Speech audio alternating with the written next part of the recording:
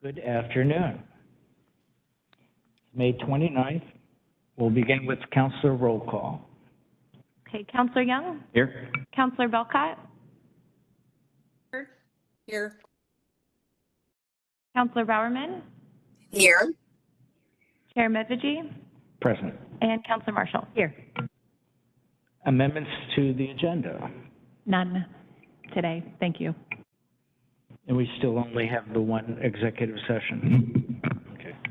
Yes, that's correct. Okay, thank you. So moving on to public comment. Before we begin, just as a reminder, it's pretty much every day we have violations of our rules. Persons addressing the council will not make statements or remarks that concern private activities, lifestyles, beliefs of others, including individual county employees or elected officials, topics unrelated to the business of the county, or professional duties and performance of county employees or employees of its elected officials. Persons addressing the council will refrain from conduct, statements, or remarks that are defamatory to county staff, are uncivil, rude, vulgar, profane, and otherwise disruptive to conducting council business.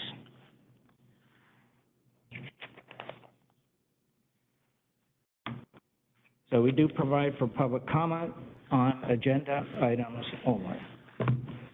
Are there any in the room? Right. Anyone in the room like to speak? Carmen, go ahead.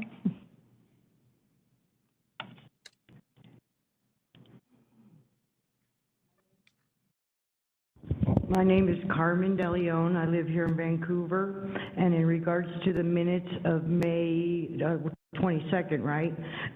During minute number 2, a man named Richard talked about coming here and speaking and being called a NIMBY.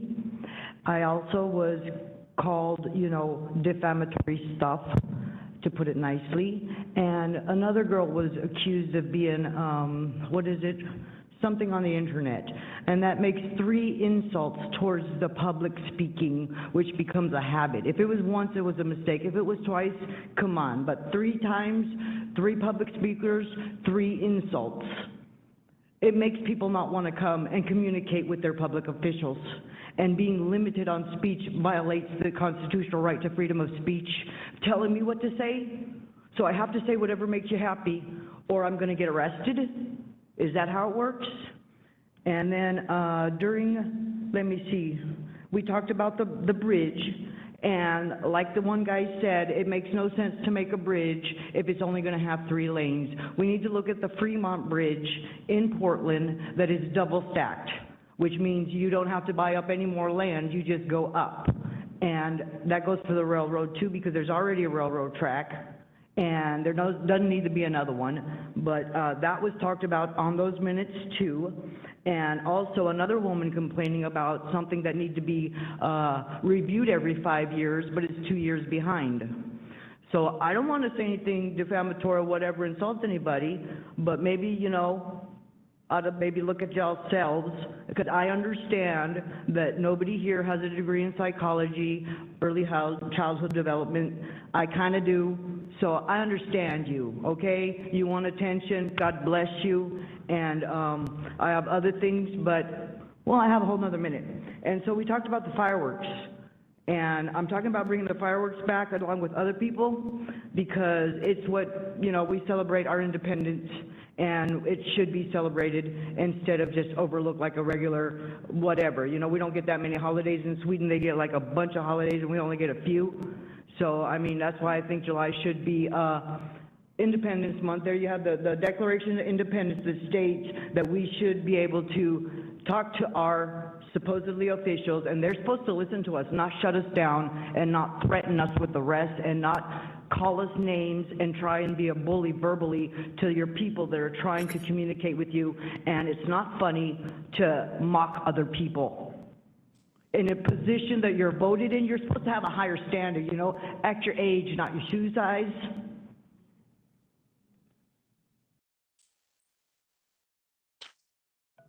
And yes, go ahead.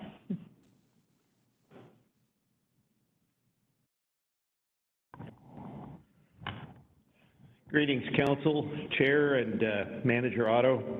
I'm Ron Arp, Clark County resident and President of the Business Leaders Group Identity Clark County. We appreciate that our county and city leaders are exploring ways to make our community safe for everyone, especially those who are homeless or hurting and in need of immediate support. Last week, we heard about a proposal for a bridge shelter to serve Clark County. A bridge shelter, not a shelter under a bridge, but a place where 150 people can take refuge and receive necessary services. This has been a critical gap in our homeless response program for more than a generation. The proposal we heard about last week and expect to learn more about today and in the coming weeks is the first significant relief proposal in several years. It follows surprisingly good stewardship of Safe Stay, Safe Park, and HEART team efforts in recent years. We need a bridge shelter. We appreciate the efforts of philanthropists who got the ball rolling with a specific proposal. We also appreciate the county's largest city, where homelessness is most concentrated, has taken a lead in this project, and now the county has the opportunity to leverage its funds about 3 to 1 compared to going it alone. The city's request for funds from the mental health sales tax seem reasonable to us. We view a bridge shelter as a countywide resource, even though the project is being pursued by the city of Vancouver. It seems reasonable to set aside 30% from the mental health sales tax proceeds to secure and operate a bridge shelter and the services from this dedicated fund. 30% seems very reasonable, given that the city of Vancouver is about 40% of the county population, and its citizens and businesses within its borders contribute about half the funds to this countywide public safety tax. But we shouldn't be thinking about invisible lines when dealing with homeless relief and mental health. We understand the county has grant systems and processes to competitively distribute funds and tightly manage expenditures.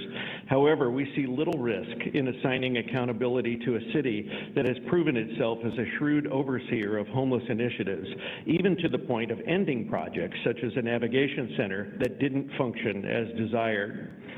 If we take a step back for a moment, we can see that our county's need for improved public safety involves many facets that need our attention. Law enforcement, policy and staffing, jail renovation, diversion and reentry, mental health and addiction recovery, and yes, more housing options, all need our attention. All require the cooperation between our county and our cities, and I might add, our businesses and philanthropists. But it begins with taking care of our most vulnerable by inviting them off the street and into the arms of a caring community. That is the concept behind a bridge shelter, and with your assignment of a portion of the mental health safety tax, it can become a reality in a matter of months. Thank you.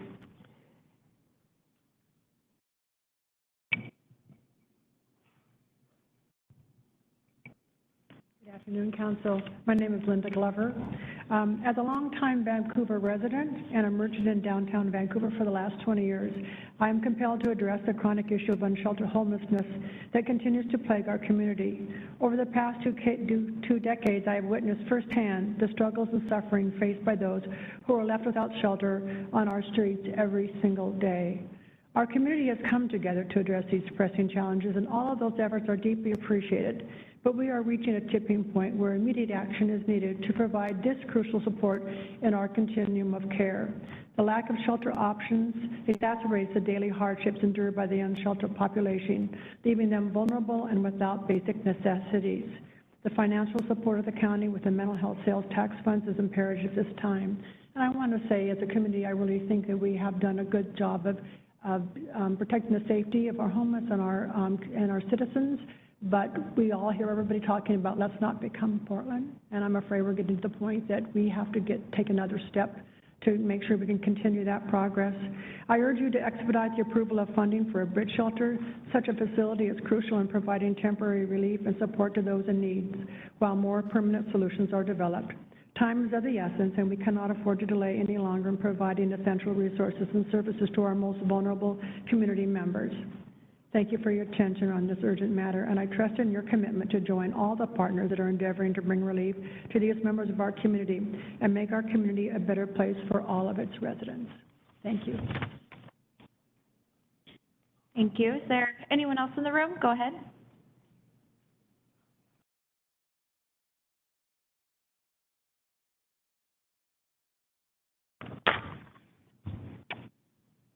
Thank you for having me speak to you today.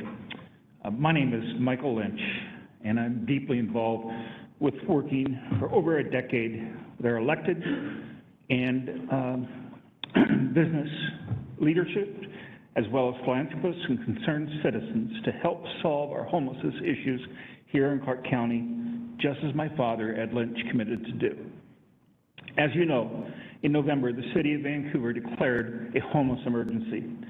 One of the primary contributors to that emergency was the impact that the fentanyl crisis is having in our homeless community.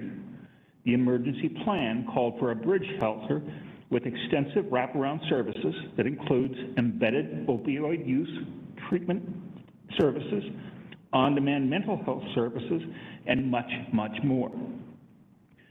We are seeing significant increases in unsheltered homelessness and a significant increase in overdose deaths within that community, in urbanized as well as in rural areas throughout the county. In April of 2024, we set 2 new records. In a single day, we had 2 overdose deaths on our streets within hours of one another. Same month, within a 10-day period, we had 5 overdose deaths. These aren't records we need to be setting. As the Board of Health for Clark County, this should not be news to you. But as individuals, these numbers should devastate each and every one of us because they're not just numbers. These are real people with real parents, sons and daughters, brothers and sisters, and other loved ones who cared for them. This is a crisis for our entire county and should be treated as such.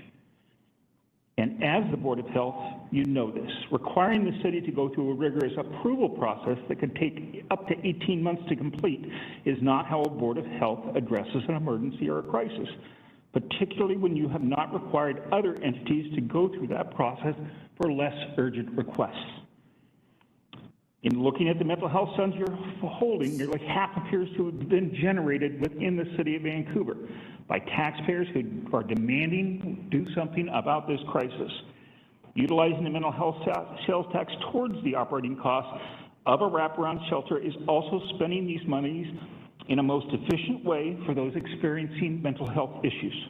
The requested $2 million a year is a small portion of the annual revenue for the MHST, which appears to be replenished by greater than $1 million monthly. We do not see this as an inappropriate use of these funds. We see it as completely appropriate. Lastly, I want to ensure that funds are set. Sorry, you have exceeded your time. Thank you very much, Michael. All right, and I had Bridget next, and then Bruce. I have you after.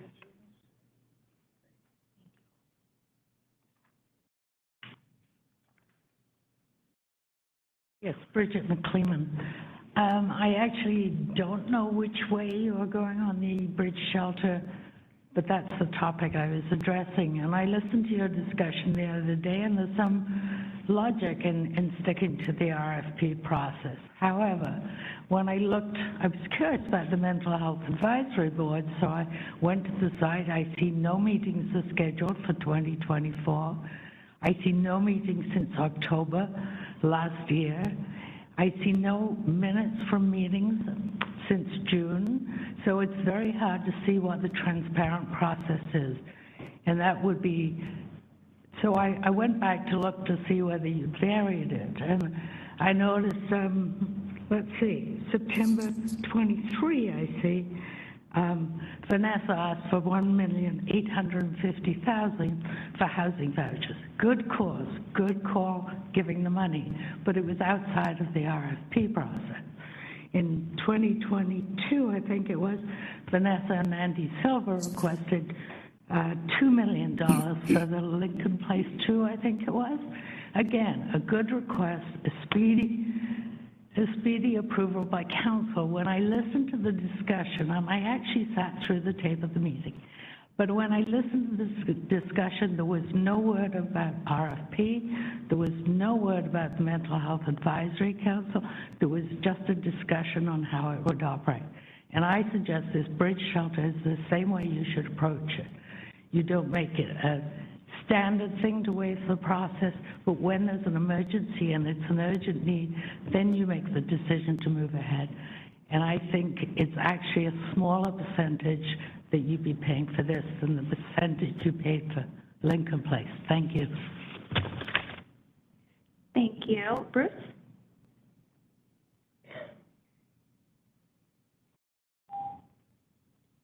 Good afternoon, councilors. Thanks for the opportunity to speak. My name is Bruce Barnes. I've lived here for 59 years, my entire lifetime. And I've never seen a more convoluted process in my entire life. I've been to these ECHO meetings. I've talked to the HEART program. I've seen all this stuff firsthand. And my question is, how is it taking $1,900 a month per one of these homeless houses, and they want to put in another 150 of them, and that was in the paper. $1,900 a month is what they claim. Okay, at $1,900 a month at 150 homes, that's over $870,000 per month. That's $3.4 million per year to house 150 people. And I just got an article today where in Seattle, they've got these little homeless deals that's costing $90 per day, per month, per month, where people can, in Seattle has a tiny house village that homeless residents can use to sleep, eat, shower. It costs residents $90 a month and covers their utilities, designed to help them get back on their feet, right? I've been to these ECHO meetings, and I don't see any plan, right? All I hear them talking about is what are we going to do when it gets hot or cold, right? When, you know, in the state of Washington, the first 6 months of 2023, there was 15,991 people that died of fentanyl poisoning. 15,991 people that died in the state of Washington. That's an alarming number. And what are we doing to aid that? We're giving people Narcan so they can continue down the same path, right? And my idea that I've brought to all of you was take the honor camp up at Larch Mountain and make this a facility where you incarcerate these people and rehab them. There's a lot of wealthy people in this community that could pitch in some money, that are making money off of everybody in the community. There's no reason that these people can't help out. And as a taxpayer, I'm tired of paying for it, because all we're doing is encouraging more and more and more people to come to this community for the free services, right? And most of these people are on fentanyl. So if we don't address the drug issue, you're not going to address the homeless issue. Thank you for your time. Is there anyone else in the room who would like to speak? Okay, I don't see any hands. And I do You have haven't already spoken. Online? 2 online. Caller, please state your name and go ahead. This is Kimberly Goheen Elbin, patriot and life citizen of Clark County, Washington, USA. I hope you're listening to the citizens, and good job, citizens, for speaking. You know, I've been asking citizens to audit Clark County and Vancouver as to the spendings of hard-earned tax dollars, and here we go. So, Mr. Medvedji, you were mentioning that pretty much we have problems with the public, and so you read quite a bit to us here. It is not up to you to make rules as the First Amendment. What gives us agenda item freedom of speech. are you speaking on, ma'am? The rules require you to speak on an agenda item. I didn't hear you speaking on an agenda item. Interrupting me. Could you identify it, please? Do you have an agenda item to speak on? Okay, well, hearing none, let's go on to the next caller. Okay, thank you, and I will start on the agenda again. That was on the agenda.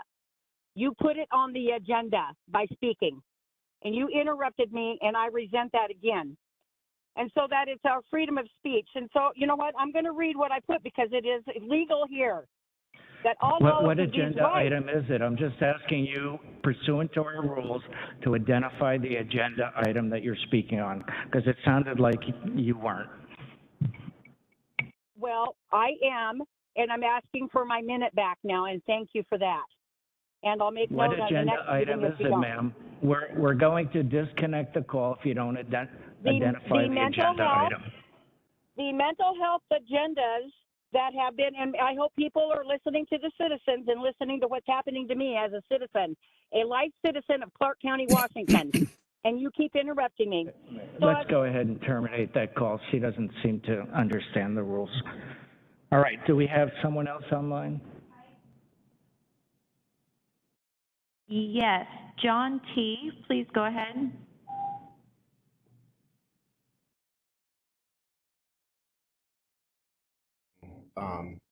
Parks and Public Works. Just wanted to share some feedback on one of the newer initiatives, the disc golf course at Hawkinson Meadows.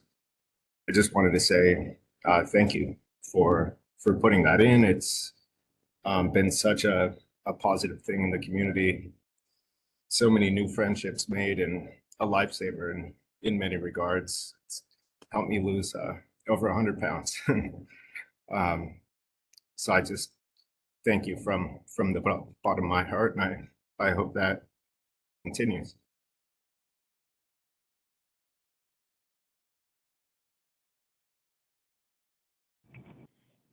And it looks like that's all for online. Okay, thank you. So we'll go to old business minutes. I move approval of the minutes. Thank you. Further discussion, corrections, amendments?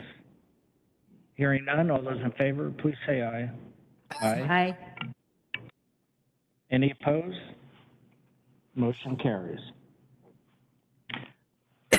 Opioid funding, that's 4.2 of old business. I'll hand it over to Councilor Marshall and Young. I believe they're on the OAC, and some funding has been approved, and a press release will be going out later today. Yes, thank you. I'll take the lead, and Councilor Young, if you'd like to chime in at any point, that'd be great too. Just an update, we formed the Opioid Abatement Council, I believe last fall, and I know Chair Medviji, you served on it for some time, but it's been Councilor Young and myself, and we contracted with Carillon, and I would just want to report that Carillon's been doing a great job, works very efficiently. The committee has met several times to review grant applications, and as the county manager mentioned, a press release is just about to be released, but we have awarded 8 grants to nonprofits, plus the Clark County Jail Service, which received the largest award of just over $270,000 for opioid treatment and peer recovery support and reentry programs. We've also focused on prevention services, first responders, expanding treatment services, outreach to those homeless in the homeless community, and increasing the availability of naloxone. This funding from the opioid settlement will be an annual grant cycle for the next 17 years. We'll have approximately $1.5 million to distribute over those years. And the Abatement Council is committed to really evaluating how those dollars are spent so that we can be informed by data, so that we can adaptively manage to assure that those dollars are spent in the most efficient way to really alleviate the problem. So I just wanted to report on that. I think it's very good. It's really, it sounds like a lot of money, but it really is very much pales in comparison to the pain and suffering that our community at large has felt because of this. So, questions of council of either Glenn or Sue? So we have the press release in front of us. When will it be released? Today? Yes, right after this meeting. Okay, super. And I would just comment, I mean, and we heard a little bit about it on some of the public comments as well. I mean, we are in a national crisis, and depending on which numbers you believe, $70,000 to $80,000, 70,000 to 80,000 drug overdoses. A good portion of those are opioids and fentanyl, particularly. And Washington State and Clark County are particularly hard hit, and it goes beyond the homeless population. It's out in the community, and it's Russian roulette, ingesting any contraband drugs out on the street. Most of them, if they're powder especially, it's got fentanyl in it, and it's Russian roulette. So this is a wise way to start spending this money. Thank you, Sue and Glenn, for continuing with the stakeholder group as well as Caroline. My one question, because I kind of lost sight of it over the years, and I was listening to an OPD broadcast this morning about some of the money that was being misdirected from the marijuana tax in Oregon. One, how much are we collecting on marijuana, and where is that money going? You know, I'd like to ensure that it's going in the same direction that the settlement money is going. I mean, it's all hands on deck. It's not just naloxone to save people's lives. It's everything to get people off of the drugs that are killing them. You don't have to answer now, but at some point, I would like to know what our marijuana tax is bringing in and where it's going and how it's being used. Any further comments by Glenn or Sue? Just one more comment from me. I think the Abatement Council was very aware of the need to move quickly to get this money out in the community, but I think we've also done a very thoughtful process in vetting the grants. Just one real quick comment. Let's go ahead and go to Glenn first. Yes, I was just going to say that it was a great process to be through, and you could see the genuine interest in everybody that's on the committee to try to help alleviate some of the problems. We can't solve it with this fund, but also wanted to give a shout out to James Jensen with Caroline. He did an excellent job of facilitating us through some difficult conversations and decisions. So it's a great process. And did I hear Karen or someone else have a question or comment? Yes, I have a question. I don't know if any of you have at ready hand the answer to this, but I'm curious the way in which Clark County Fire Rescue or Lifeline Connection, some of those organizations would expend $100,000 is pretty clear. In the case of Boys and Girls Clubs, how do they use their $86,000 for this topic?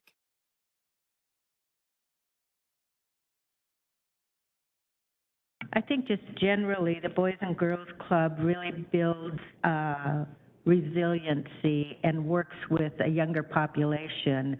And in trying to figure out strategies of prevention, it's really trying to prevent, you know, those traumatic experiences. Then it becomes a lifetime of struggle for individuals. So, and as I mentioned, we'll be, you know, sometimes with the preventative measures, it's hard sometimes to draw a direct line, cause and effect, but we'll be evaluating things very closely. We've asked each of the grantees to provide data as we go along. So we'll be evaluating that as we go, but we were compelled by this project because it was the only one that's really working with a younger population and developing that ability for them to be more resilient. Chair, I have a comment. Chair Mevigi. Yes, please. Go ahead, Michelle. I was just going to comment on the marijuana tax because we actually were discussing that at the recent Wausau legislative meeting, and they collected 468.5 million in marijuana taxes in 2023. And there were a lot of other commissioners and councilors around the state of Washington that were also wondering the same thing as far as the management of those taxes and how they were being managed. And there's still a lot of questions surrounding that. And I can share, I just got a message that the county receives $750,000 annually, and it goes to support law and justice in the general fund. Thank you. Okay, further comments or questions on that report on what we're doing with opioid funding? Okay, we'll now move to 4.3, the bridge shelter.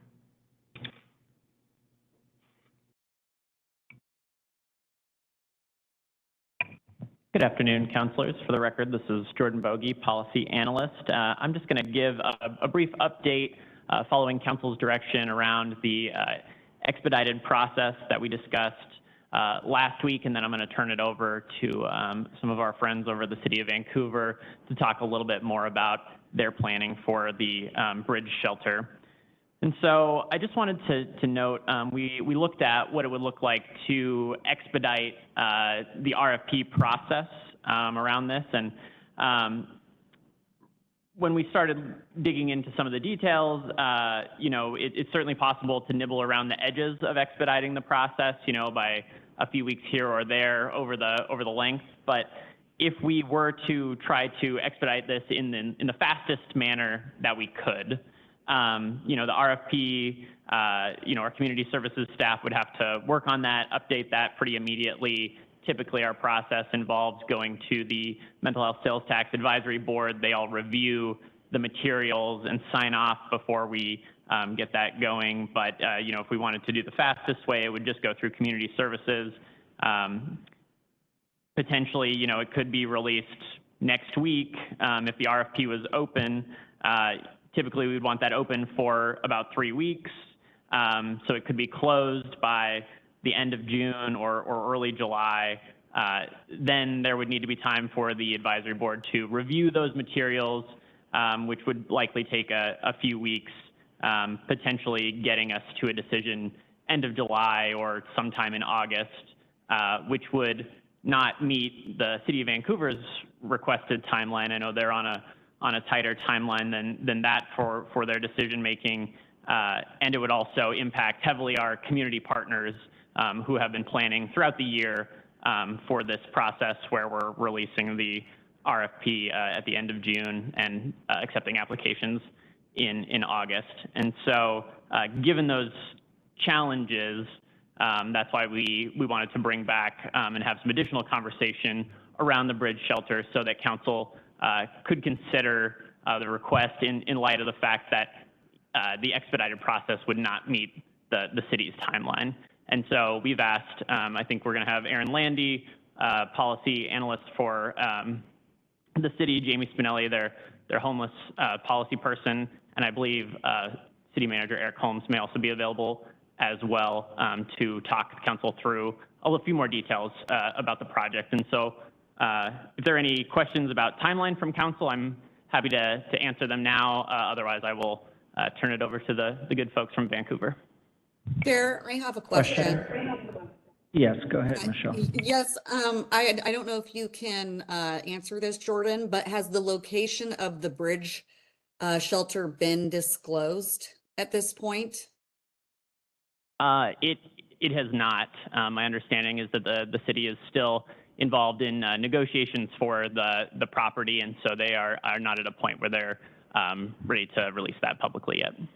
Okay, because personally, I'm concerned about that. We've had just regular issues with constituents being concerned about the location of developments and advertising them, and I'm wondering, since we have no idea where the shelter is that they wanted to commit funds, how is that going to impact the neighbors? We don't even know who the neighbors are, and that's concerning to me. My other concern is how this will fiscally impact the county's homeless support services, which you already mentioned. So that to me is a noted concern. So I'll pass this on to any of the other counselors who have comments.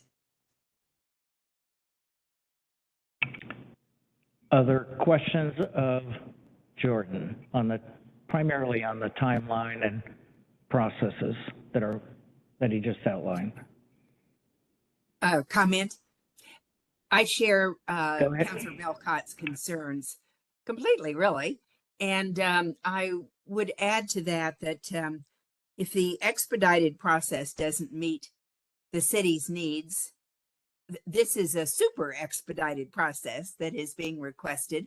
And specifically, what does meet the city's needs as far as the timeline? Well, perhaps we can hold that for when the city takes the microphone. The mayor's here, Jamie Spinelli's here, representatives of the HART team. Can we just pause that question and wait for the That's presentation? fine. I just thought Karen? that, absolutely. I just thought that Jordan was wanting to have those questions right now. If Jordan can speak on behalf of Vancouver, go ahead. I know originally the timeline, my understanding is they were looking at mid-June as a date to make that decision, but I will defer to them when they get up here. Other questions at this point? So thank you for kind of putting to ground truth some of the cumbersome processes that we have, and even an expedited process within the system that we have set up sounds pretty lengthy. And I'm hopeful that we can come up with some way to streamline and do it right. I mean, we have to do our due diligence. And that's all I'll say at this point. I'll save my questions for the city. But, you know, it was disheartening to see the Columbian article the other day, and especially when we're talking about millions of dollars and the county has not been part of any of these processes for declaration of emergency, this bridge project as it's been formulated by the city. We just haven't been brought along. We haven't been at the table, and we're being asked for millions of dollars without even knowing where the property is or what it is, what it may, if it's been appraised, you know, any of those issues. So one of the proposals I will make, if we're not able to come together and work together on this, I would also say that we're kind of put together our own internal stakeholder meeting that we are expediting to see how we can get to this. Because I sense from the council, and certainly speaking for myself, I strongly support this initiative. But we have to be fiscally responsible in that process. And we do have competing demands on the mental health sales tax right now, big demands that we're sorting through right now. So there are other priorities that we need to balance as well. Glenn, did you wish to say something? I thought you were, okay. So why don't we go ahead and invite the speakers. We have your slides. Thanks for providing the read ahead. I did read them. I'm sure the council, other councilors did as well. Jamie, are you presenting? All right, Aaron? Thank you for coming down.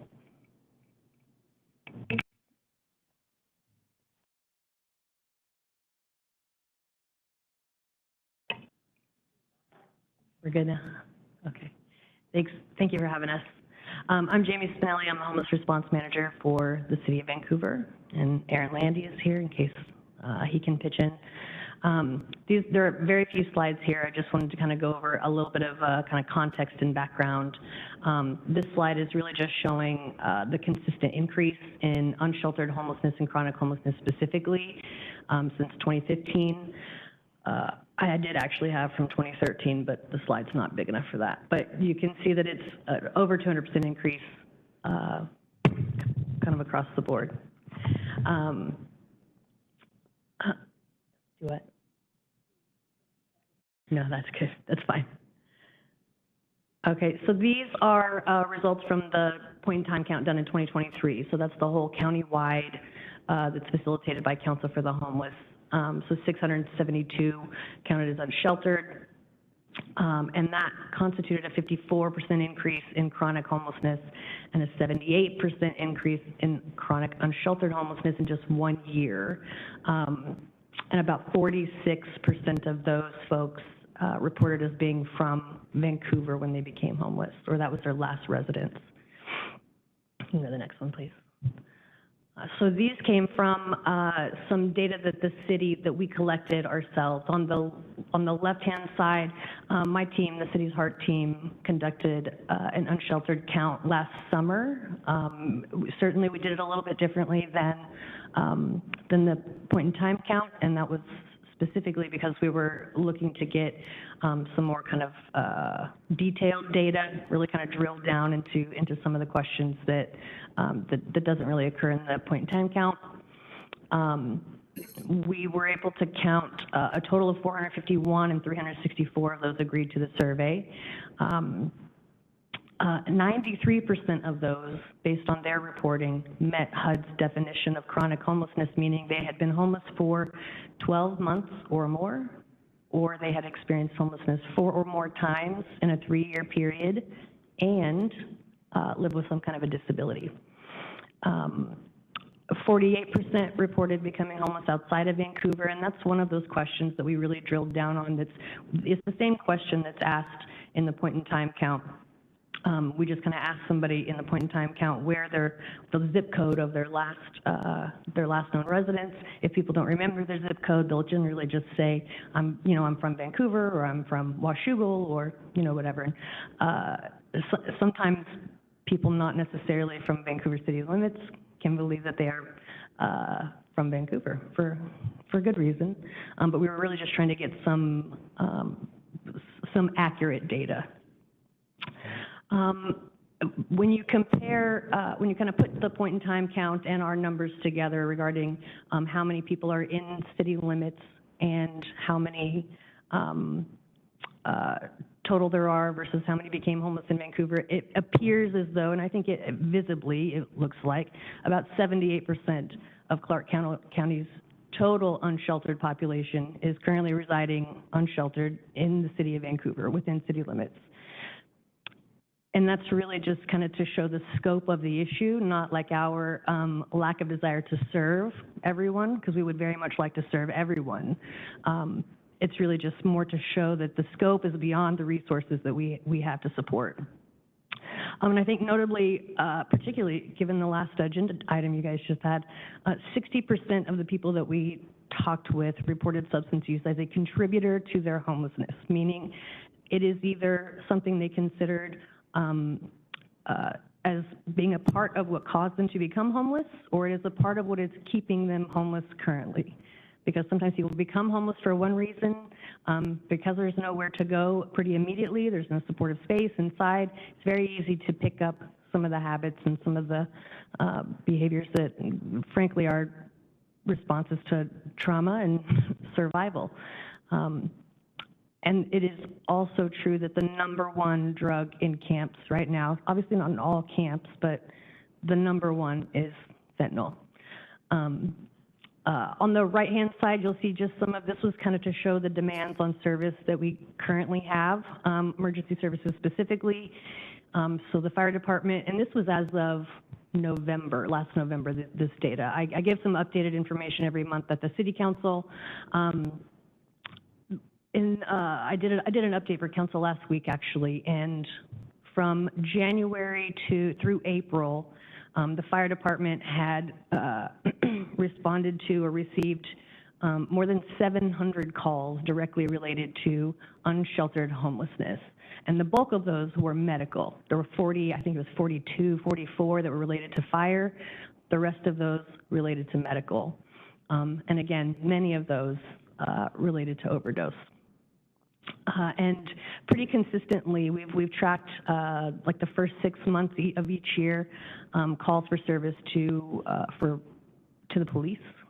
And about 10% of those, pretty conservatively, all calls for service are related to homelessness.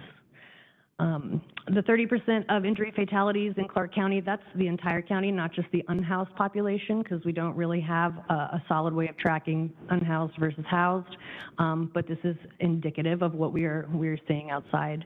Certainly, I can tell you that since around mid-December, which is when we had the last homeless memorial, we've had 18 deaths from people either unsheltered or in supportive housing programs, and 10 of those 18 are due to overdose. And those are all from folks who are either in supportive housing programs or unsheltered. None of those in shelter. Go to the next. So the bridge shelter, I've heard there's some confusion about the name. Lots of people call these different things. It's really just, it's a shelter that's intended to bridge the gap from homelessness to housing. I think the reason that there's a differentiation in names versus just calling it an emergency shelter is that, you know, HUD has a very kind of specific definition of what an emergency shelter is. And historically, when these were defined, emergency shelters were really just kind of a bare minimum overnight space to be not rich in services, just literally an emergency bed. So whomever came up with this this word really kind of defined it as more of a service-rich space where people can be 24/7 that supports the transition out of homelessness. So we are looking at utilizing a sprung structure. Sprung is the name of an actual company that provides these tension fabric structures. A lot of people call them circus tents or big tents, but I wanted to include these pictures because you can see they don't in fact look like circus tents. They look like buildings and are built out much like buildings. We are expecting that most of the space would be congregate, although we do intend to have some individual or doubled up rooms within the space, both to provide medical respite as well as just some kind of emergency beds. You know, if you've got, you know, someone who's fleeing DV, probably right into a congregate setting is not the best space for them, you know, night one. It's really just kind of intended to transition folks into that space kind of on an emergency basis. We are looking at having about 150 beds. It will have hygiene facilities, so showers, laundry, restrooms. We really want to create a co-location of service providers. And I know that there are, the shelters that we have in existence today certainly have service providers who come on site periodically to provide services. But the intent here is to really have these services be embedded in the shelter so that they are always available to the folks who are staying there.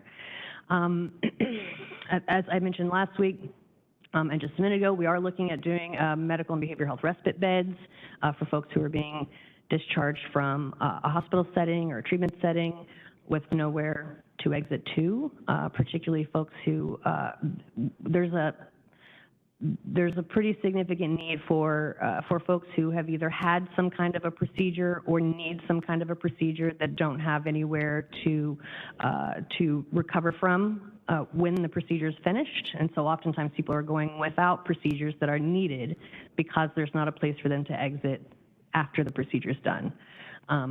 So that's the goal of those beds. We're looking at 20 to 25 beds. Currently, Clark County only has 4 medical respite beds countywide.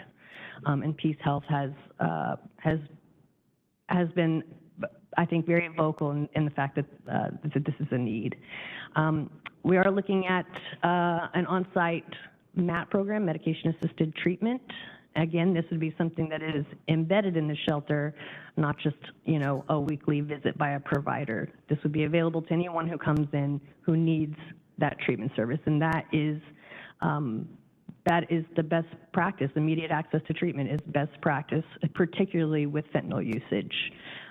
It is not likely for people to effectively kind of treat their disorder or their illness from the streets. Like I was actually paying attention to the press release that you all had up previously, the list of providers that you all are funding. Half of those are organizations that my team works with daily. And it's amazing that they are being funded. It's such a needed service. And all of those providers are reaching out looking for shelter space for their clients consistently, because it is not, it is just far less likely for people to maintain access to treatment or participation in treatment from a tent. And then to support all of that, we're looking to have some peer recovery community support kind of on site, separate from kind of the general service provider. So the goal is kind of have a regular facilities provider that does the case management and, you know, kind of resource navigation, and then the medication-assisted treatment program, but then separately some peers to provide that kind of daily living skills and recovery support. And recovery from anything, truthfully, whether that's mental health, substance use, trauma, all of the above, which is something, all of those things are experienced by people who are living outdoors. And this is something that I mentioned last week, but just so that it's maybe more clear for everybody. The goal here is to serve everyone in the county. It is challenging, though doable, but it is challenging to kind of parse out who's from where. And at this point, we are required to do that based on our funding sources. But it is really our desire to be able to fill those gaps. And in fact, that I've heard you all mention many times, people exiting from treatment, people exiting from jail, people exiting from hospital. It is transition places. Those transition spaces are in pretty much any system the weakest part of a system, and that is consistently where we are losing folks. So we want to be able to provide direct access to those systems so that we have fewer people falling through those gaps, as well as directly from law enforcement. I know that law enforcement, even though homelessness is not their responsibility, they are often who is called upon to handle a person, a situation, a camp, and at this moment, they have very few tools. In fact, I think the only one that they have, other than jail, sometimes hospitalization, but is community court. And again, that's not an overnight space to be. So there just are very few options for officers, and if we don't give them tools, their only tool is enforcement. So that's what we will see. That might be the last one. There we go.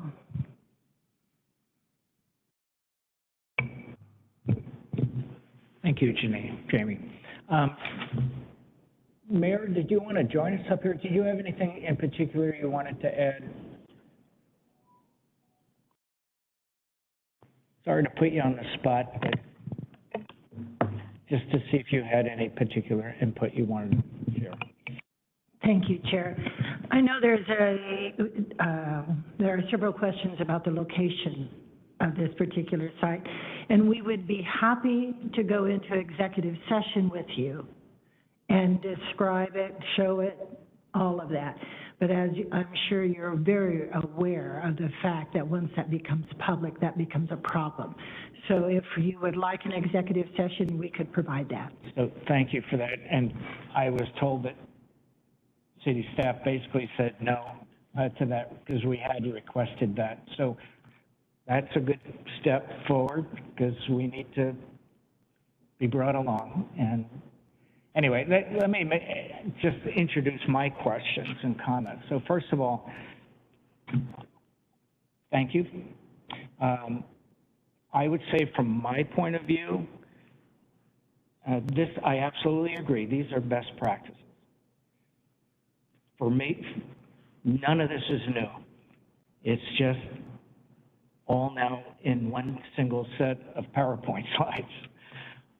And way back when I met Michael Lynch and we talked about this and other HEART team, the co-responder responses, I was always of the same mind as he. We needed this. I always wanted to comply with Boise, and it was shelter, shelter, shelter space. And you've heard me say that year after year after year. The reality is this.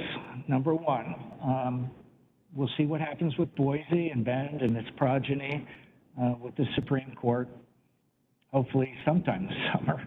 And that may change the law enforcement point of view to some of this and how we respond. I don't see that as being an impediment to moving forward with this idea. But it is an overload that we're dealing with. I mean, the law is up in the air. But the reason why I mention that is people don't want congregate spaces. And just anecdotally, if you went out to the share house and around the share house right now, or the campers that we have around the PSC and say, have you been offered a shelter space? They would say, yes, I have. And no, I don't want it. And so that's the point that California and New York, I think New York City is trying to grapple with right now, is that portion of the population that is addicted, that is mentally ill, and they may not even recognize it. And the ability of the city, state, county to deliver involuntary services. Because quite frankly, we will build it and probably fill it, but the people we want to actually bring care to will say, no thanks. I'm living on the street. And I just walked around Share just this afternoon, which I often do, and there's fentanyl all over the street. I've seen it in our garage. I've seen it around the buildings. I've seen the syringes. These are the ubiquitous blue pills. They're just kind of everywhere. That population will not come to this tent voluntarily. Good luck with that. The other big portion of this that's a challenge where we really need to work together on is who's going to be the care provider? Who is going to consolidate? Where are we going to get this capacity from? I mean, we are increasingly, whether it was ARPA funds, the opioid settlement funds, mental health sales tax funds, we are constantly pushing money towards all of our name brand local providers. We don't have enough nurses in the county, much less the skilled practitioners. Peer-to-peer is great as far as manning the kind of the front line of getting people in, getting them to stay, but as far as providing professional services, we need professionals. And the capacity our schools just aren't producing them. So I'm concerned about who the providers will be. The other portion of this is, and we've kind of talked about this over the years, and I've seen some movement on Vancouver's side. We do not succeed. We are underwater when we don't focus on the goal, exits. Measurable progress in exiting people. The statements years ago that you yourself have made, oh, you can come and stay as long as you like. That's a problem. We need programming, that's a month or 60 days or 90 days with some flexibility built in, but the end result must be measurable results of actually exiting people from homelessness. And that's the hard part.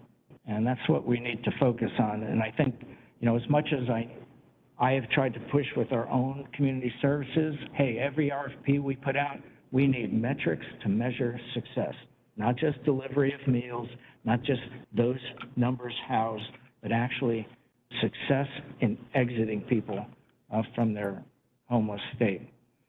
So I want a process. I want to find some way to move this along. One proposal that I want to throw to you is, hey, unless we can get some inside track on where is this property and what does it look like and is it going to appraise, just setting that aside, is there some way to separate the operational costs? Chair, if I might. From the capital cost of building this, and then because the operational costs would be more suitable for a regular RFP process. Chair, if I may. Please, go ahead. Rest assured, this particular piece of property is in the city of Vancouver, not in the unincorporated nor in the sister cities.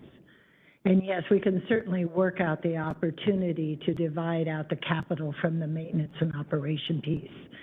Moving this forward is, as was pointed out by Jamie and the team, incredibly important. We have people dying on the sidewalks in our city outside this building every 3 to 5 days.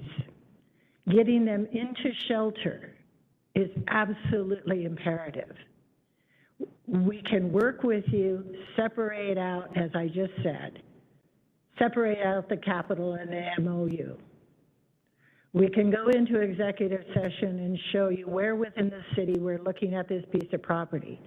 But it is up to the county council to make the decision, are you going to be involved in this, in the MOU, operating a shelter to get people out of tents into the help that they need, out of the hospitals, and not into a tent after they get on a C-Tran bus, but into recovery when they leave Peace Health, when they leave Legacy, when they leave the jail at 2 in the morning.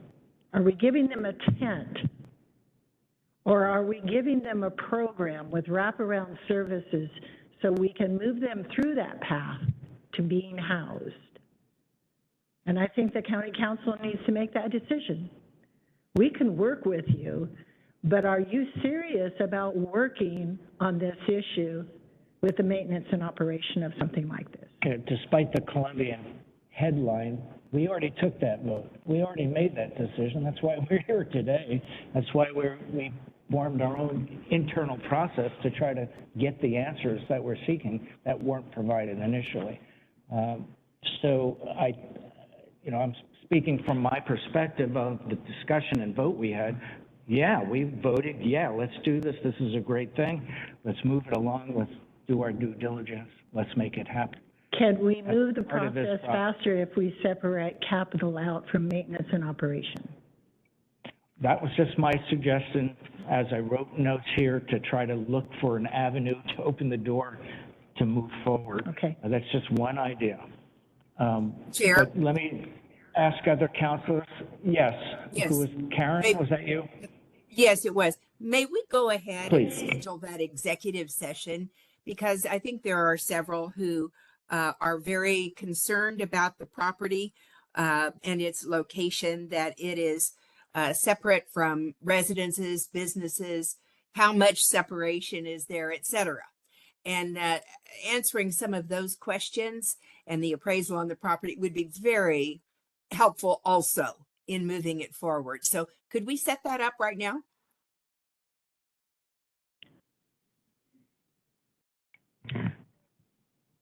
Okay, no one else is speaking, so I'll go ahead and speak. This is Leslie Lopez, Chief Civil Deputy at the Prosecuting Attorney's Office. If it is okay with the parties today, we can add this, we can amend the agenda to add an executive session today, and that would be under RCW 4230-110C. We can also state that there's possible after action. And once we come out of that, the possible after action could be a motion to rescind the prior motion. Anybody can make that motion regardless of how they previously voted. We need to be seconded, and then, so that's a way to do that if that's what the council desires. So talk about really very, putting very you on the much, spot. Leslie. That's great, Leslie. Thank you. And I would suggest that we do exactly that. Would that need a motion or thumbs up, or how would you like to proceed?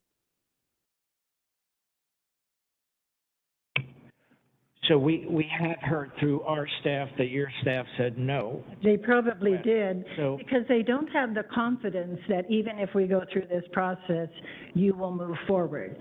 Are you telling me that there is a possibility that there is confidence? So if I that can you would- clarify, just a moment, Ms. Otto. Is there confidence from the county that this is something that you are interested in moving forward with? Well, I'm sorry there's a lack of confidence in the council moving forward. I mean, that's why we're here, Madam Mayor. Chair, I We would, did have this discussion just the other day. That's why we're here. Yes, we're trying to we're not trying to slow roll you. We're trying to find a way to move this forward with some basic details. And, you know, we weren't involved in your emergency declaration. That was like top secret. It was all just thrust upon us. Even though the county has the homeless action plan, we set up joint committees, we set up ECHO so we could have conversations on important things like that. And then all of a sudden this happens, and no, we can't tell you where the property is, and all the wraparound services aren't set up yet. We have to do our fiscal responsibility for the county citizens. We absolutely And we understand. do want to move forward. This has been something I've been passionate about for the last 6 years, and I've been very frustrated that I haven't been able to. But Chair, I know you are also aware of the fact that the Homeless Action Plan has been expired for quite some time. And as ECHO has tried to move forward with that, when there is death on the streets, outside of City Hall, on the sidewalks, outside of Public Service Center, it was imperative that the city set forward their proclamation for emergency. So let's go to Karen Bowerman, and I don't want to put you on the spot, but do you want to wait until another day? So if we made a motion, hey, let's have an executive session together with the City of Vancouver, I think that would answer a lot of questions for the council. Or, I mean, I'm willing to do it this afternoon if you're ready to do it, but. And they're here. And Leslie, thank you for paving the way for that. Let's do it. So do you want to do it today? Do you want Yes. to do it in the future? And if I can, just really quick, from staff's perspective and on behalf of council, we did this with good intentions to make sure that council has all the information so that they can make an informed decision, which is why staff reached out and asked if we could add it. And I think moving forward with anything that we do, in order to actually do what Jamie said last time, which is build the relationship between the county and the city, the first part we need to do is start assuming positive intentions. We can't keep living in the past because this is an important issue, but they need to be informed in order to make that decision. So that is my ask from the city. You have that commitment from the county. Does the legal department need to have proper notification of the executive session? We can amend the agenda. Yes, we can amend the agenda, and we can state that there's possible after action. So I want to be clear, are you talking about amending for a future day or today? Today, okay. We can amend it today. So Karen, I'll take that as a motion to amend the agenda to add an executive session today, and I completely missed the number, but. Okay, so we do need to specify a certain amount of time, and the RCW is, let me pull it up. It's 4230, 110, 1C as in cat. Thank you. How much time do you think you need to? We're not aware of your questions. Staff has maps on phones, and depending on how long it takes us to hook up your meeting room, we can do it in 20 minutes. Okay, so it's been a motion. I'll second it for 20 minutes. After, we'll add it as item number 2 of executive session. Any further discussion?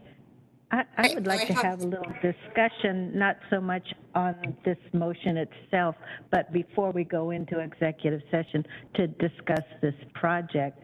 Would there be an opportunity to do that? Yeah, I wasn't going to cut short the question and answer right now. We're just adding another executive session. Yes, I have questions Further as well, discussion? Councilor Marshall. I have questions too. Go ahead, Councilor Marshall. I think we'll vote on the motion at the moment. On the motion to add the executive session, is there further discussion? Hearing none, all those in favor, please say aye. Aye. Aye. I'll ask for any nays, but it sounds like we were unanimous on the ayes. All right, motion carries. So we'll add item 2 to the executive sessions. Now, let's continue on with questions. Sue? Yes, First of all, I'd just like to thank you all. I know and appreciate the City of Vancouver. I think you've taken some real leadership in addressing the homeless crisis that's before us. So thank you very much for that. I'm not so concerned about, I believe that you more than really any jurisdiction in this county have experience in citing safe stays and other locations to serve the homeless. Could you speak to a little bit about how you communicate with any neighbors that might have some concerns in the citing of some of these facilities? So we haven't yet solidified our communications plan, but we would have one just as we did with the safe stays. And our anticipation is that it would be a lot more robust than the safe stays were. So the safe stay process was really kind of a 2-week public comment period after we released our proposed property location. We did a lot of in-person and virtual kind of community info sessions. People could ask questions, meet the provider for the site. So I anticipate something similar, but probably a lot lengthier. And certainly what we're looking for is what impacts, do the neighbors feel like would exist? Can we mitigate those impacts? And we've maintained, even with the safe stay communities, if there is an impact that's brought forward, that's something that we cannot mitigate, then we'll move on. But we really are looking for, kind of a defect in the property, not just, I don't want something near me.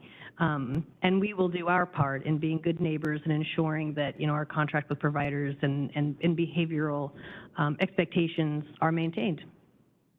Great, thank you for that.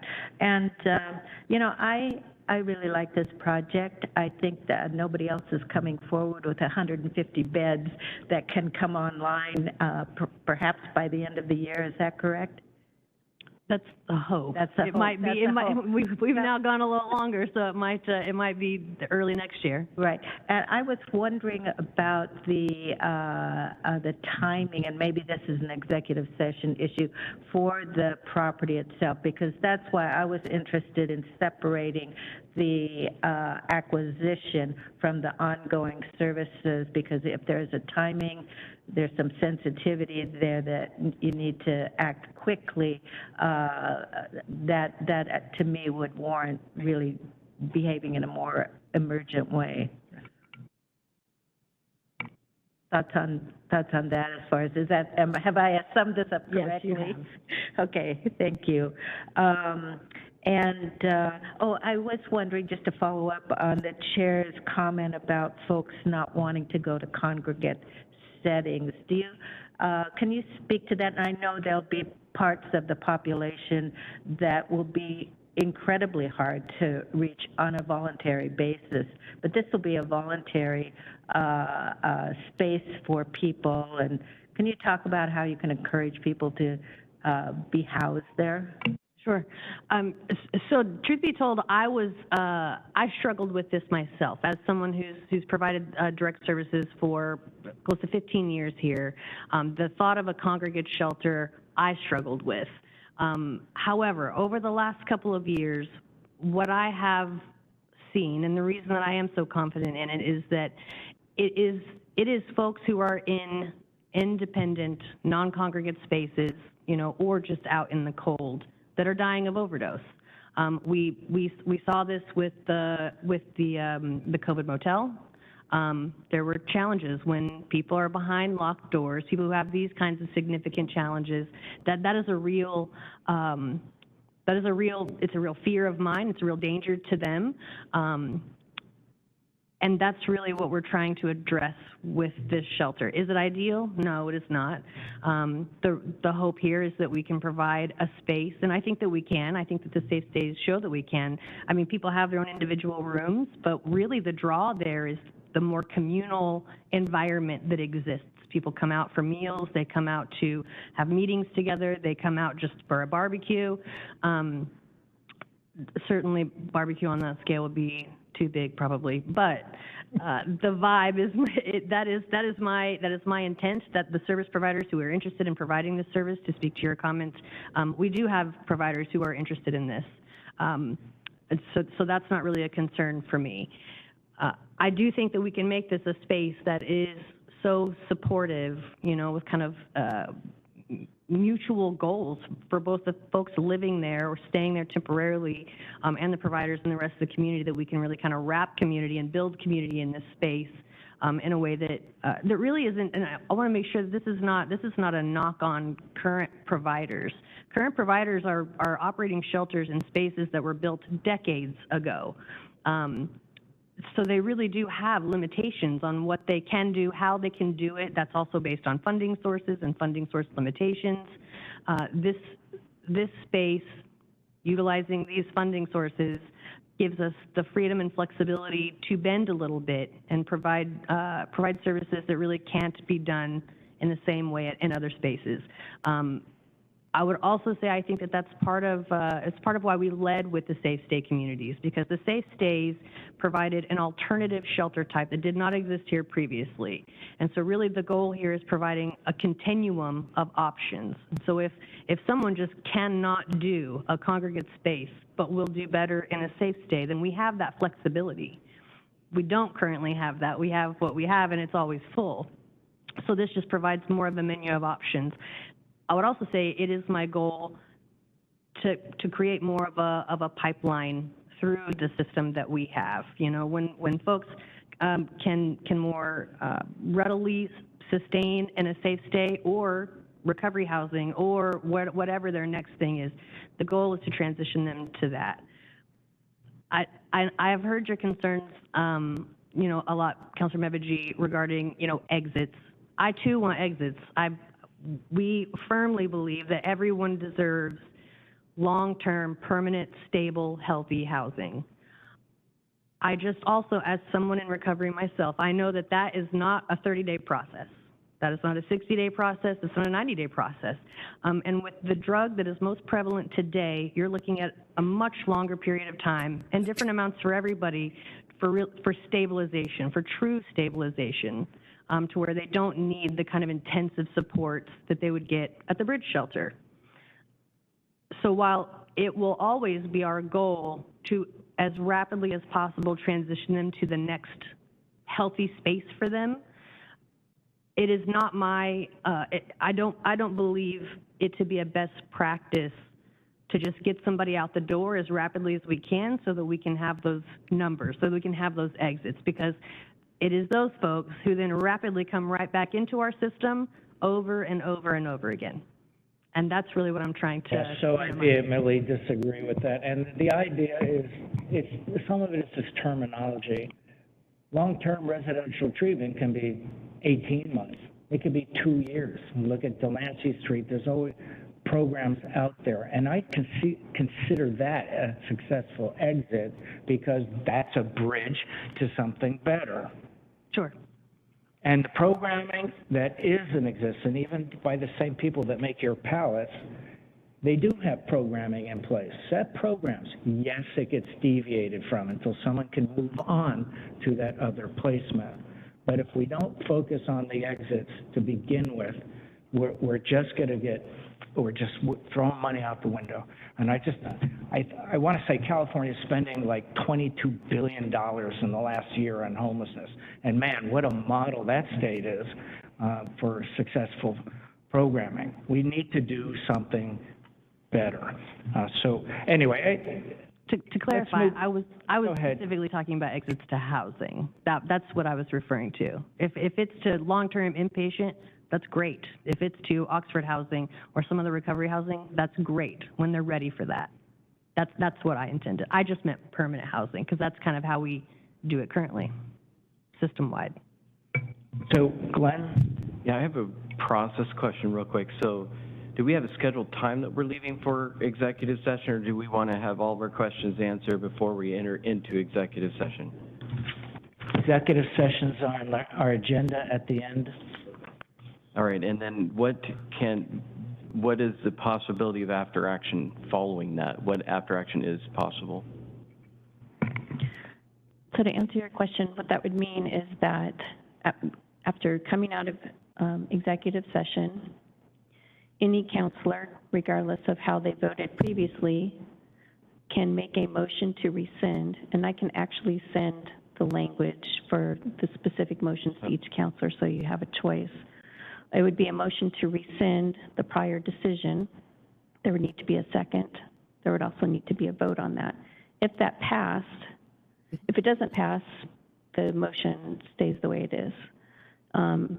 If the motion to rescind passes, another motion could be made based on, and I'm referring to the letter that was sent by the Vancouver City Manager as to the request. Those specific motions could be made regarding one or both of those requests, and then that would obviously need to be seconded and then voted on. Great, thank you. And then question real quick for Jamie. You know, we've talked about coordinated entry and whether you will use it or won't use it. I would hope that you could expand on that and explain how that works. Sure. So I know that at the last meeting there was a question about coordinated entry, utilizing coordinated entry in HMIS, and I could have misunderstood that, but it almost sounded as if those two were being used kind of interchangeably. And I wanted to be clear that all of our programs currently enter data into HMIS. So Safe Park, all the safe stays, all of that data is being captured. Everyone who moves into those sites is doing a coordinated assessment, which is it's the standard housing assessment that's utilized for all housing programs here. So all the data is being collected, it's being tracked, people are participating in and being supported by the rest of the system. The component that we do differently for our safe stays is that currently other shelters who utilize coordinated entry for referral in, the way that process works is someone calls in to the hotline, or maybe they're engaged by an outreach worker, and they have to go through this process of being put on the shelter wait list. And people are put on that wait list largely based on their vulnerability score on their housing assessment. So you could be number 1 on the list today, and tomorrow you're bumped to number 10. And then the next day you could be bumped to number 3. And so that changes all the time. Additionally, because those referrals are coming just through coordinated entry, through Council for the Homeless, there's a pretty significant disconnect between the provider that will be receiving the client who's moving in and the client themselves, or the support that's working with the client to get them referred in. So they're essentially receiving a blind. We know nothing about the person coming in. We don't know what kind of supports they need. We don't know their challenges, their strengths. So the reason that the Safe Stay referrals are done the way that they are, which is they're open to anyone, any case manager, outreach worker, anywhere in this community can refer someone into that site, including Council for the Homeless. It's just not through that one pathway. But we do that because the provider gets an opportunity to speak to both the client and the referring partner, to really get a feel for what someone's needs are, and what kinds of things they're going to need to work on, want to work on, et cetera. So can coordinated entry be utilized? Potentially. I mean, potentially in some ways. Coordinated entry there are providers who put limitations on what kind of referrals they will or can receive. I will say, though, that would be challenging given that we are hoping to take referrals directly from VPD, CCSO, the jail, the hospital. You know, they're not connected to coordinated entry in that same way, nor is coordinated entry open like overnight. You know, so if we've got somebody being released from the jail at 2 a.m., 3 a.m., there is no one at the hotline to receive that.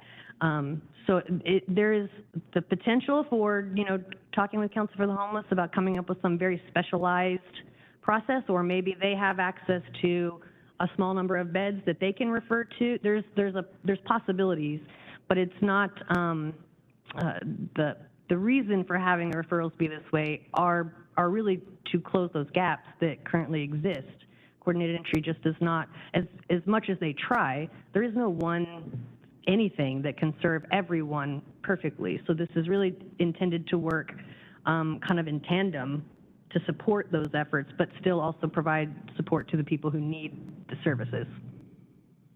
So if I'm understanding correctly, so the model that we're hoping for eventually of having people exit the jail directly into shelter space would not be feasible if the shelter only accepted referrals through coordinated entry? The way the coordinated entry works, typically, no, that would not be. Okay, thank you. Chair, I have some comments and questions. Go ahead. Jamie, I'm not sure if you could answer this question. So if we were to go in this partnership with the city, would county homeless be able to go into this shelter? Because I know that I've been told they are not allowed to use the RV shelter, which they're homeless. So I don't necessarily understand that. Did you say county homeless? Yes, and the thing is, they're homeless. So I was told that when CCSO has directed RVs from my district, I'm saying District 2, which is Salmon Creek, Hazeldale, Flida, Minnehaha, and out to Five Corners, that they are directed elsewhere. But in most cases, they're not even from Vancouver. They're from elsewhere. Or they're like from a different state. Sure, yeah, I can answer that. So the Safe Park and the Safe Stay communities are currently solely funded by city taxpayer dollars, property tax. So our council has been pretty consistent with making sure that we are serving people who became homeless in the city of Vancouver or have been homeless in the city of Vancouver, like on our streets within city limits for a while, that those folks take priority. And we have plenty of folks on our streets, so that is who comes in. My proposal, what we are proposing here with this partnership is that we would be able to serve everyone in the county, not just people who became homeless or have been homeless in city limits for a while.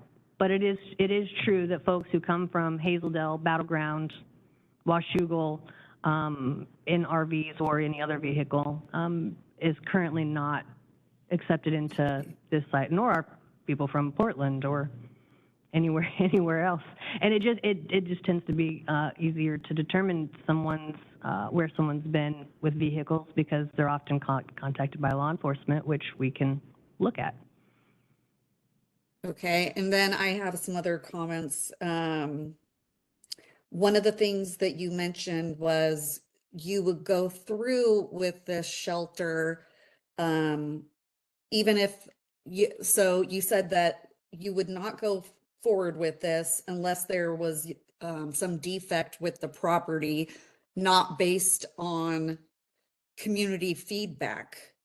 I think that's what a lot of constituents have an issue with, because I've been told by some city constituents that, there's been limitations on public comment, and they also feel that there's a lack of transparency when they've asked about where the location of this shelter is, and they can't get a straight answer out of the city themselves. I had one constituent tell me that they put a public records request and they weren't going to be getting a comment until the 27th of June. So that was concerning because, as has been mentioned, not everybody wants a shelter in that area. So in their area, in their neighborhood. And I will say respectfully, Mayor, there are homeless people dying in my district, which is in the county. I have people dying too. I talked to Fire District 6.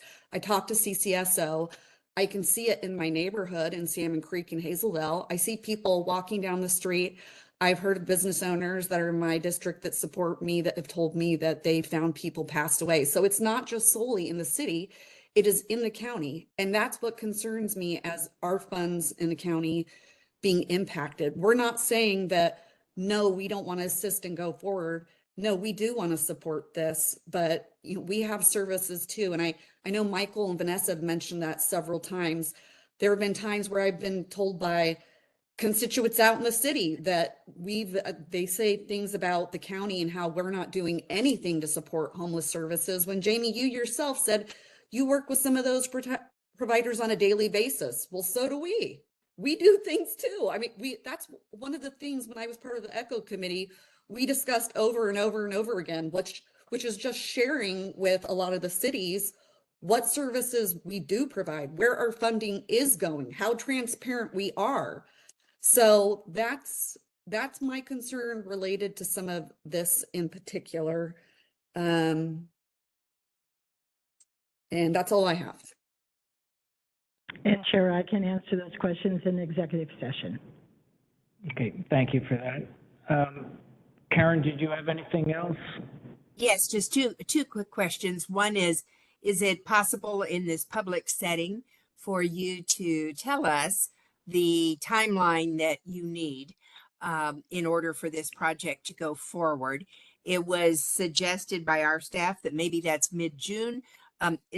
What is correct on that? Chair, I can speak to that. So there's not a set timeline. The city manager has committed to come back to city council at the June 10th council meeting.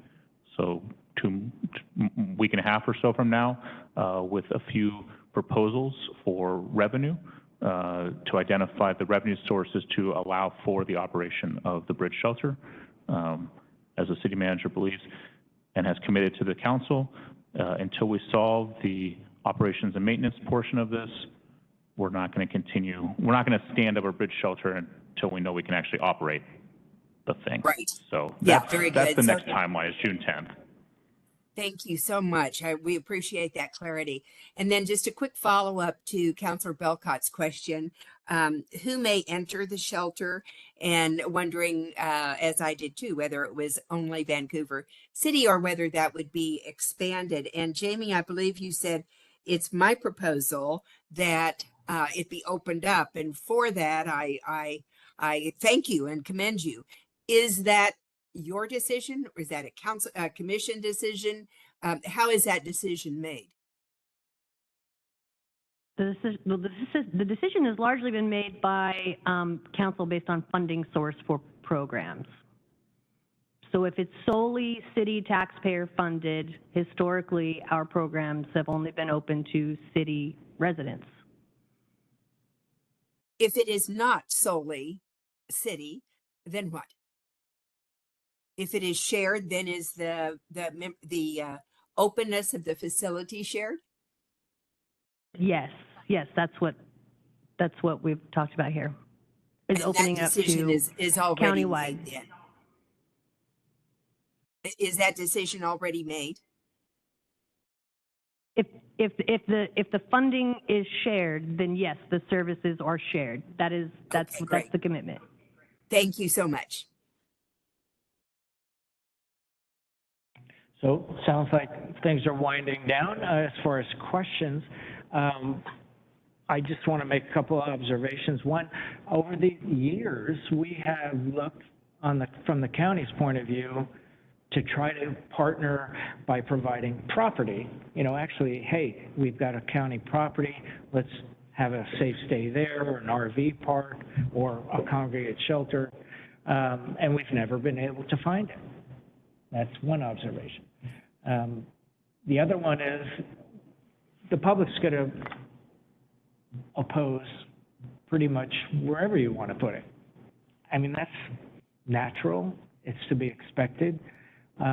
The other observation I want to make is you did get that opposition on almost every safe stay that you've opened, and then it all quieted down because the neighbors were pretty happy with what they saw.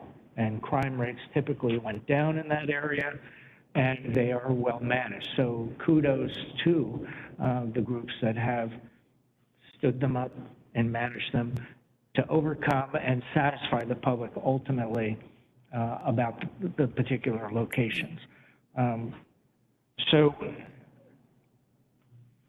To Leslie's point and Glenn's question, typically we would say something like, there may be action after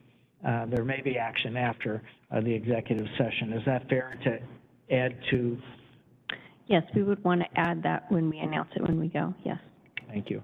So are there any other questions? Otherwise, what I propose is, because I don't think there's much more on the agenda, that we would soon go, once we get to that point on the agenda, we'd go into executive session, assuming the links were sent out to the appropriate people that, do you need links sent out to others that aren't here from Vancouver?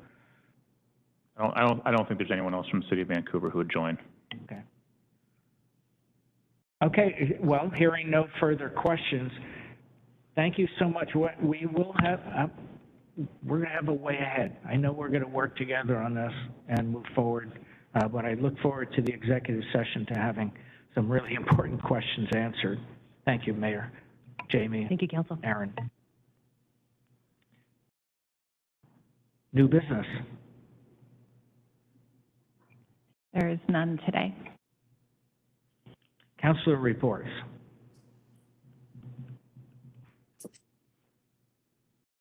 Wow, okay. Hearing none. This is going even faster than I thought. Work session request, Parks and Land Fee Program Review. Yes, so staff is asking for about 45 minutes in the middle of June to have the initial discussion about the Parks Operations Program level service and budget and revenue forecast. This is a follow-up to a January work session. And this will help guide their future policy discussions as we move into the 2025 budget. Okay, everyone supportive of that? Thumbs up? Okay. Looks universal. Policy updates, anything further? Thank you, Jordan. Okay, so we do have executive sessions, 2 of them, 9.1 RCW 42.30.110 per N1, per NG for 10 minutes. I'm assuming no action there. That's correct. Okay, and then 9.2 is the one that we by motion added earlier and with possible action. And we said 20 minutes, is that correct? Yes, that is what you discussed. So I would say we come back at about 3:20 if we are able to get started right away in executive session. I think there's going to be a little bit of time to get the city involved. Is that okay? Sounds good. All right, so we'll go ahead and adjourn for our executive sessions.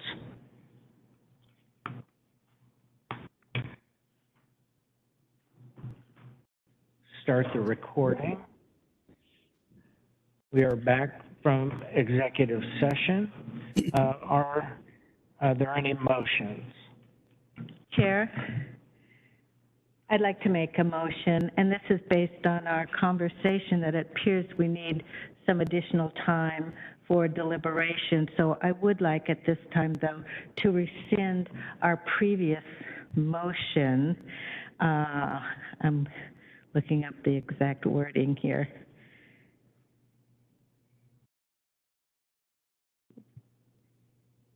Which I think, just to paraphrase, you want me to say the exact motion? Well, to paraphrase, because it's not coming up right now. Okay, the exact motion was to, this is the motion that to rescind the prior decision on May 22nd, 2024, the motion to approve the standard RFP process to accelerate the mental health sales tax selection process. That was the motion that I would like to rescind at this time. I so move. Second, but I think there appears to be a little bit of confusion that we should walk through. Yeah, I think you just have to get through this motion, and then I think there's going to be further discussion. Okay, so we have a motion and second. Any further discussion on this motion? All those in favor, please say aye. Aye. Aye. Any opposed? Hearing none, the motion carries. And so I would just kick off the further discussion, and that would be, I think it is the desire to figure out a way to move forward with the City of Vancouver's request, but for our due diligence, I would request that we see a 6-year forecast of the mental health sales tax, including some of our ongoing commitments that we have made and some of the anticipated commitments or requests that will be coming forward. So we really have a clear idea of how much money might be available. We can certainly do that and bring it back to council within the next couple of weeks. So I'll second it. Further discussion? Question, Yeah, go ahead, Karen. I believe that the city had indicated, wasn't it June 10th, as their needed date? So could it be next week that that information comes back to us? We will try. I believe the June 10th date is when the city manager is providing an update to council. But we will try. I will find out right after this meeting. It just depends on staff resources because we'll have to have it done by midday on Friday to have it posted for next week. Right. Well, that I think would be helpful to them so that if we can contribute a specific amount, that could be included. I would ask also that the amount that is kind of edited in for our contribution is not just a fixed fee, but also not fee, but a number per year, but is that 30% figure that that the city had asked for, and that would let us see where we stand. Yes, we will do that, and we'll also include an escalation amount as well per year. Yes, And thank you. Further discussion, Glenn? Yeah, I just had one comment, and I think this, you know, we kind of had this discussion about whether this request belongs in the RFP process or not, and I kind of started out kind of wavering on that. The more that I think about this and through this conversation, it really doesn't belong in the RFP process. And the reason I say that is we would go through the entire process on the Mental Health Sales Tax Advisory Board, and then we would rehash the entire thing over again because it's such a big project that the council as a whole is going to want to know all the information, not just a recommendation from Mental Health Sales Tax Advisory Board. Not focusing on that comment because I may respectfully disagree with it, but, you know, we've made other decisions. Now, I know there's public comments made of how we've done it before outside the RFP process, and quite frankly, we used other processes, the entire council, work sessions, questions and answers, and lengthy processes. This was going way too fast with no basic information. That was the problem, fundamental problem here. In the discussion, I never heard anything more. We just had basically $1 million less of a commitment for that Comcast contract under ARPA, and I haven't heard anything more about repurposing that for our jail work center or some other something that will help throw it into the mix so we can make as many of our priorities as possible. I don't want to choose this project over our jail services, over the schools that have a dire need for counseling. I'm hoping we can do it all prudently and on a sustainable basis. So we look forward to that relook of that other $1 million and how it can be applied lawfully. Yeah, ARPA should be coming back to you also within the next couple of weeks. Super. Any further discussion? Hearing none. All those in favor, please say aye. Aye. Aye. Aye. Any opposed? Hearing none, the motion carries. And I believe that concludes our business. We stand adjourned.